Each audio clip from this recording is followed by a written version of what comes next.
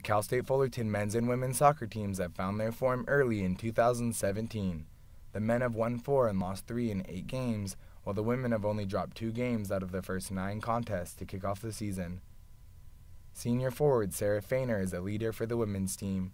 On the season, she has netted 3 goals and 2 assists for a total of 8 points so far. Feiner is a 4th-year player for the Titans, and she feels like this team has the potential to be special. Personally and as a team, I've grown up coming to Cal State Fullerton games, and I grew up with watching the 2005, 6, and 7 teams. Those were the golden years here, and I want to have those years. I want to make history here, and so I want to do everything it takes so we can break records here.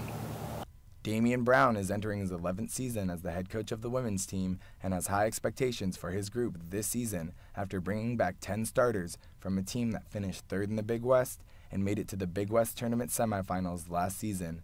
I think we've gotten off to the start we were looking for. With the amount of leadership, seniors, and experience that we have, I knew that I was really hopeful that we'd be able to have the start like this. To be able to open up at home and then take 3 consecutive road games to this point isn't something that was daunting for us because of the leadership that we have. With 7 of their 11 starters either in their 4th or 5th year on the team, the Titans will count on their experience and leadership throughout the season. But a sophomore from London, England could wind up being their most important piece. Forward Atlanta Primus leads her team in goals and points despite the adjustment of moving 5,000 miles to attend Cal State Fullerton. It was tough. My first year was difficult, but I like the lifestyle out here. I like the weather. The football's good. I enjoy it. I miss my family, obviously, but I'm happy with the decision I made. The football's great, soccer's great, but yeah, I'm enjoying it. The Titan men are also playing well this season. Over the last 3 games, they have won 2 and tied the other. Both victories were shutouts and came by a total goal differential of 5. The wins were important bounce-back games for the men, who had previously dropped 2 games in a row. The talented mix of incoming freshmen, transfer students, and returning players seems like they are starting to get comfortable with one another, and it is showing in their play. Redshirt junior forward Samuel Goni transferred last season from Bethel University in Texas by way of his hometown, Murcia, Navarra, Spain, but was injured and could not play.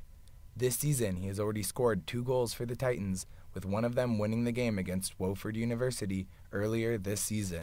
It felt so good because I was not really confident before the game before against Clemson. I don't think I played really well, and I needed a goal. I think it's going to help me for the next games. I think I could have scored 1 before. I think it was an easy chance. I should have scored. Other teammates, they had easy chances, but winning on overtime, I think it gives us more energy, more motivation for the next game and for the games that are coming up. Along with the usual set plays and technical training during practice, men's head coach George Kuntz must focus on finding the right combination of players and personalities to be successful on the pitch in 2017. Something happening. There's something dynamic happening with this group. It's like making a stew, right? So I've got the carrots and I'm starting to add the spices and I'm looking for that, just tasting it, trying to see if it's a good stew. And sooner or later, we're going to have just the right boil, the right stew, and the right taste.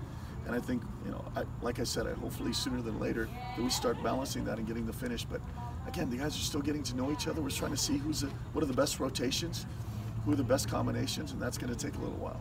Both the Titan men and women will have a chance to get back into the winners column during their doubleheader at home on Friday. The men will play UNLV at 5 p.m. in Titan Stadium, while the women will take on the University of San Diego at 7:30 p.m. The Titans will have to continue their winning ways if they want to have both the men and women represent the school at the NCAA tournament this year, just like they did 2 years ago in 2015. For everyone at Titan Sports, I'm Matthew Kirkland.